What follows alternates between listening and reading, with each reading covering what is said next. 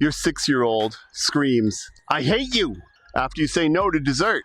Your 13-year-old rolls their eyes so hard you feel it in your chest. Both feel like disrespect, both make your blood pressure spike, but they're not the same thing. And responding to them the same way is one of the most common and most exhausting mistakes parents make for everyone involved. When we hear disrespect, most of us feel something primal. It lands like a challenge, like our authority is being questioned, and the instinct is to shut it down fast. So we raise our voice, we lecture, we punish, we say things like, "You will not speak to me that way." And the behavior stops for the moment, but it returns every time because we responded to the behavior, not to what was actually driving it, the attitude.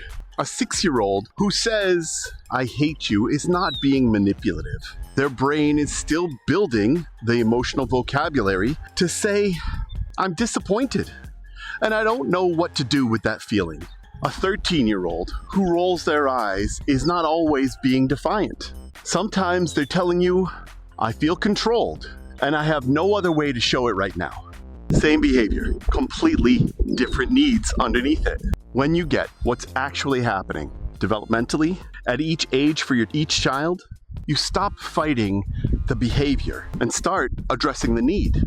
When something like this happens, when you're feeling disrespected, ask, what age am I dealing with? Under 8, big outbursts are almost always about big feelings that have no words yet. They need co-regulation, your calm presence, more than your correction. From 9 to 12, they're testing independence while still needing structure. Perceived disrespect here often means they feel unheard. Ask before you redirect. 13 and up, they are biologically driven to push against authority so they can understand who they are. We did the same thing. That's not a parenting failure. That's an emotional prefrontal cortex doing its job. They need you to stay steady and not match their energy. Number 2, separate the feeling from the behavior. The feeling they have is valid. The behavior, the way they expressed it, may not be okay.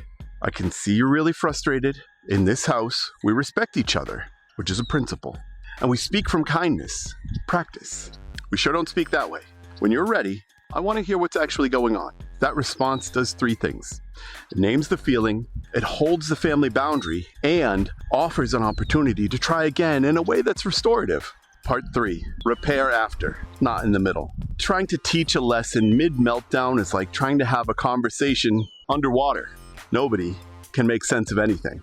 Let the heat pass. Come back when they're calm. That's when the real conversation and the real learning actually happens.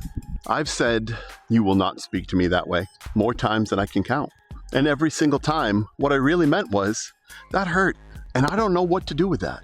Understanding what's behind the behavior and even addressing it with calm and clarity didn't make it stop overnight, but it changed how I showed up in those moments. And slowly, the moments are getting shorter and smaller. If this landed for you, click the link around this video. I hope to see you there.